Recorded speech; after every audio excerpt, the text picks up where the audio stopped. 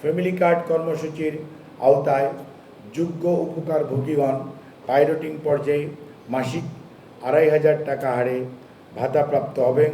পরবর্তীতে সমমূল্যের খাদ্যপণ্য সহায়তা করা যেতে পারে। সমাজ কল্যাণ মন্ত্রণালয়ে বরাদ্দকৃত অর্থ হতে ফ্যামিলি কার্ড ভাতা G2P অর্থাৎ গভর্নমেন্ট টু পারসন পদ্ধতিতে সরাসরি সুবিধাভোগী নারীর পছন্দ অনুযায়ী তার মোবাইল ওয়ালেট অথবা ব্যাংক অ্যাকাউন্টে জমা হবে।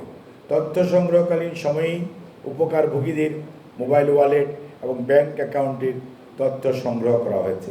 এতে করে কোনো প্রকার বিলম্ব, ভুল অ্যাকাউন্টে জমা বা কোনো প্রকার হস্তক্ষেপ ব্যতীত উপকারভোগীগণ ঘরে বসেই সরাসরি সরকার হতে ভাতাপ্রাপ্ত হবেন।